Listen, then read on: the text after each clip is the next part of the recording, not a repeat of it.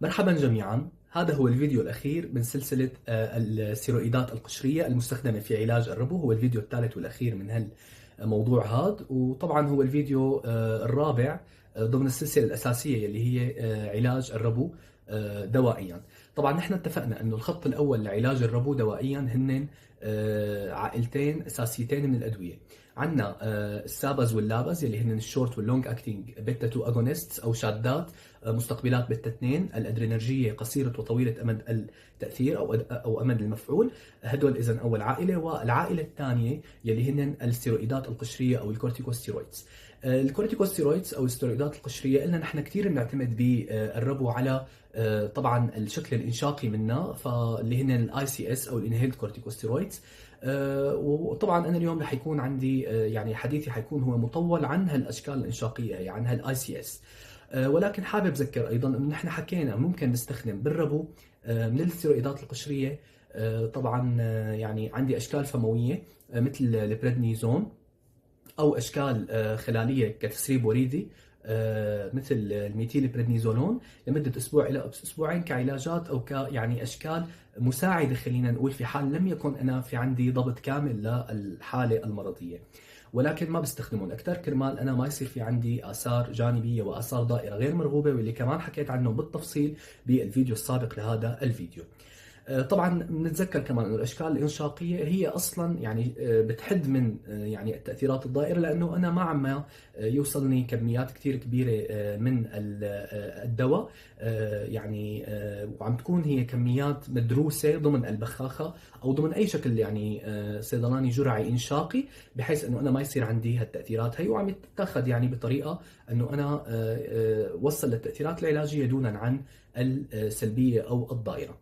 طبعا نحن اليوم رح نركز على الاي سي اس او الانهيلد كورتيكوستيرويدز المستخدمه لعلاج الربو.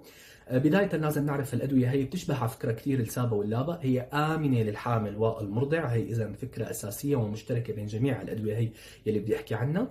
وهالادويه هن عباره عن 5 ادويه اساسيه. في عندي اول شيء البيكلوميتازون، في عندي البودوزونايد، في عندي ايضا السيسلوزونايد، في عندي الفلوتيكازون، واخيرا الموميتازون. اذا 5 ادويه اساسيه حاحكي عنها بالتفصيل. ببلش بدايه بالبيكلوميتازون. الملح المستخدم هون هو البيكلوميتازون دايبروبيونيت. طبعا هذا الملح او الدواء هذا يستخدم نحن عم نقولها لهون كل هالادويه هي اي سي اس، اذا كلياتها اشكالها انشاقيه. هذا موجود على شكل مسحوق معدل الاستنشاق او انهاليشن باودر، وموجود ايضا على شكل pressurized inhalation او يعني خلينا نقول جزيئات محطوطه ضمن البخاخه للاستنشاق بشكل اذا يعني غازي خلينا نقول.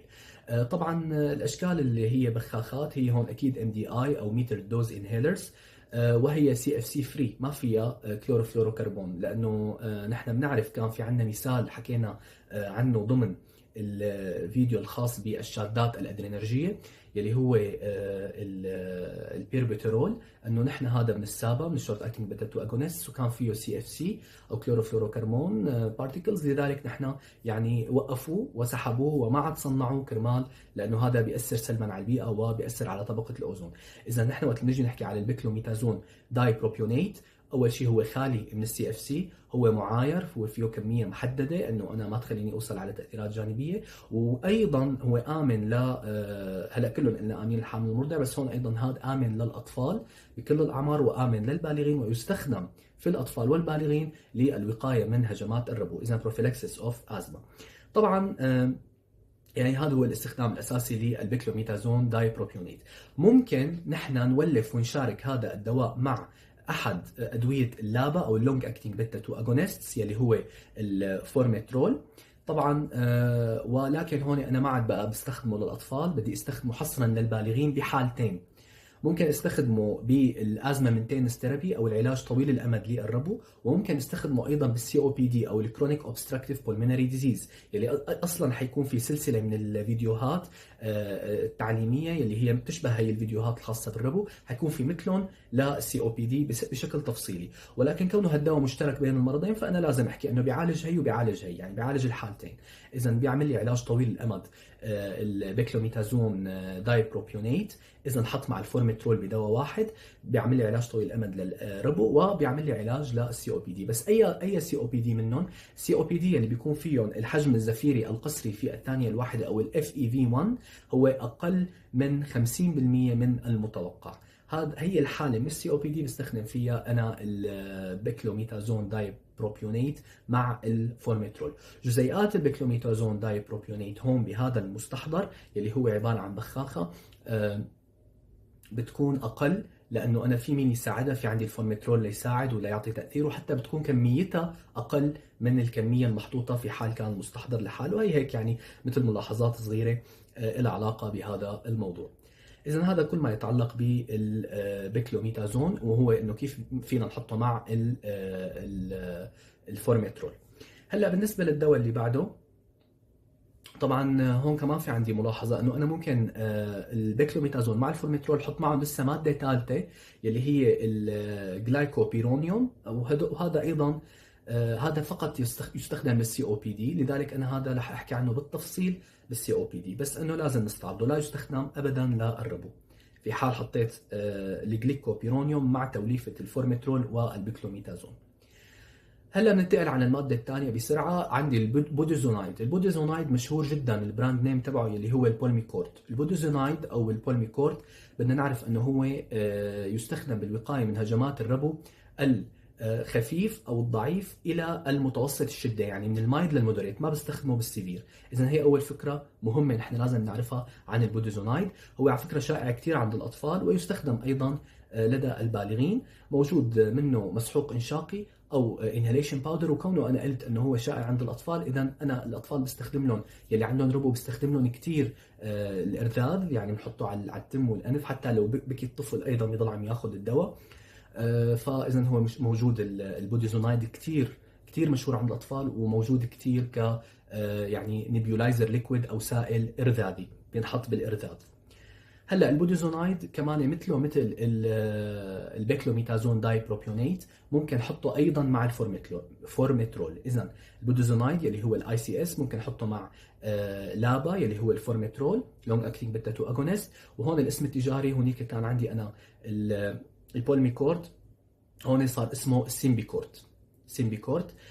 طبعا هذا يستخدم ايضا بحالتين يلي هن الازمه، المينتيننس ثيرابي تبعت الازمه او العلاج طويل الامد للربو، والريليف او الريليفينج ثيرابي هو از ريليفر، خليني اقول ايضا هو مفرج. يعني انا بعد ما يصير عندي هجمه كثير حاده وانا استخدم سابا، ممكن بعد ما يرتاح الشخص بقى بعد هالهجمات هي يكون هو مفرج. اذا هو بالتفريج وبالضبط طويل الامد هو يعني يستخدم بالسي او بي دي، بس هالمره مو الاف اي في 1 تبعهم اقل من 50% من المتوقع، هون اللي اقل من 70%.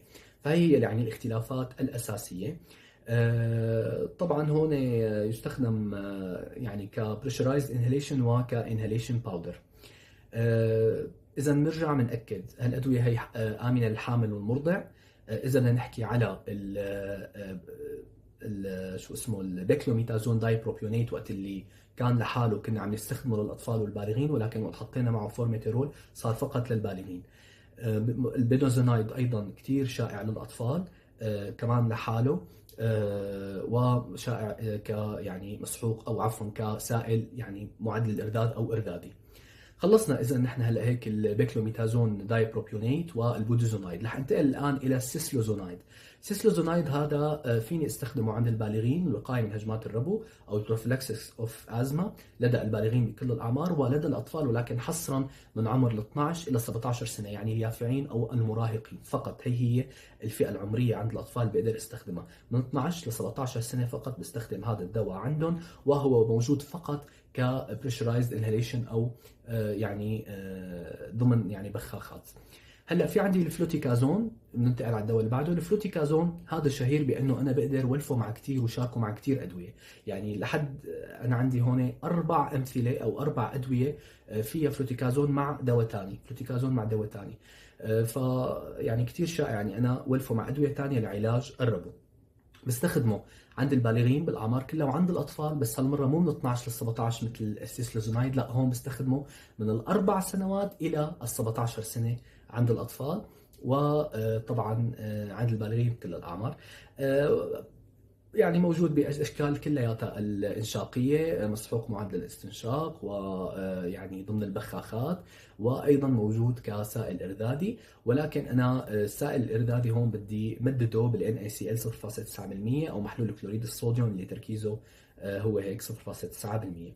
هو ايضا هذا مو بس للربو، كمان فيني استخدمه للسي او بي دي او الكرونيك اوبستراكتيف بولمونري ديزيز. فيني انا اولف معه عده توليفات، عندي 4 مستحضرات. فيني احط مع الفلوتيكازون فورميترول، يعني فلوتيكازون زائد فورميترول هذا احد المستحضرات. فيني احط فلوتيكازون مع سالمترول، هو احد النوع الثاني من اللابا. فيني احطه مع فيلانتيرول ايضا. اذا فيني احط فلوتيكازون مع فورميترول مع سالمترول ومع عفوا مع الفيلانتيرول.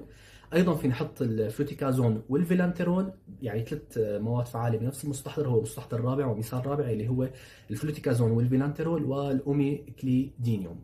تمام. يعني هو مشهور اصلا بانه يعني ينحط مع مواد ثانيه. هلا الدواء الاخير مشان ما يكون الفيديو طويل يلي هو الموميتازون. الملح المستخدم للموميتازون هو الموميتازون فورويت. هو طبعا مستخدم للوقايه من الربو. تتذكروا نحن كنا عم نستخدم مايلد تو مودريت، هلا هون هذا للسيفير حصرا. اذا الوقايه يعني هذا اخر شيء بستخدمه من الاي سي اس لانه قوي. فالموميتازون فورويت هو للوقايه من الربو ولا سيما الشديد او السيفير. يستخدم لدى البالغين طبعا ولدى الاطفال من عمر 12 ل 17 سنه. وفي عندي انا ملاحظه بحسب الاس ام سي اللي هي الجمعيه الطبيه الاسكتلنديه، يلي بتقول انه نحن ما بيصير نستخدم هذا الدواء في حال فشلت الادويه السابقه كلها انه هي تضبط الربو. هو هذا اقوى منهم، بس انا في حال انه فشلت بالادويه السابقه ما بستخدم هذا. طبعا اصلا انا الادويه السابقه ما استخدمها للسيفير، فانا اذا عندي سيفير فورا بستخدم هذا. فيعني هي مثل يعني نسبه وتناسب. اذا نحن هيك حكينا عن الاي سي اس كلياتهم يلي هن المستخدمين بعلاج الربو. برجع بعيدهم على السريع: البيكلوميتازون، عندي البوديزونايد، عندي السيسلوزونايد، عندي الفلوتيكازون، وعندي الموميتازون. هي الانهيلد كورتيكوستيرويدز المستخدمه بعلاج الربو. وطبعا نحن بالفيديو القادم هيك بنكون خلصنا الخط الاول للعلاج كله على مدى 4 فيديوهات اللي هن السابا واللابا او شادات مستقبلات بالتقنيه الادرينرجيه من جهه، ومن جهه ثانيه الاستيرويدات القشريه. طبعا هيك بنكون خلصنا الخط الاول للعلاج، هو افضل واعظم خط، لانه انا في عندي اذا بتتذكروا السابا واللابا اثنيناتهم عم بيوصفوا القصبات. الربو هو عباره عن شو؟ عن تضيق قصبي وافراز مخاط وحاله التهابيه. فانا عندي اللي عم بيوسع القصبات ويرخي العضلات الملساء القصبيه هن السابا واللابا. السابا انا بالحاله الاسعافيه، واللابا على المدى الطويل. فبقدر انا اولف مع اللابا اللي هي تبعيه المدى الطويل وانا عامل وقايه. بقدر انا اولف مع مين؟ هدول الكورتيكوستيرويدات. ليش؟ لانه هدول رح يخففوا من الآلية الالتهابية، ويخففوا من إفراز المخاط، ويخففوا من الوسائط الالتهابية، ويكبحوا الخلايا المناعية الالتهابية اللي حكينا عنها بفيديو سابق. وبالتالي هيك بنكون يعني عملنا فعل تآزري ما بين يعني المشكلتين اللي عندي اياهم بالربو، اللي هن الالتهاب من جهه والتضيق القصبي من جهه ثانيه. لذلك هي الادويه الخط الاول لعلاج الربو. ورح نبلش بالفيديو القادم، وممكن يكونوا يعني اجمعهم فيديو واحد. حاول يعني قدر الامكان ينجمعوا معي، واذا ما جمعوا يمكن اقسموا على قسمين، يلي هن الادويه البديله او الالترناتيف دراجز تو تريت ازمه، الادويه البديله لعلاج الربو. بتمنى دعمكم، الاعجاب بالقناه وبالفيديو، والاشتراك بزر الجرس، وضلوا بخير. سلام.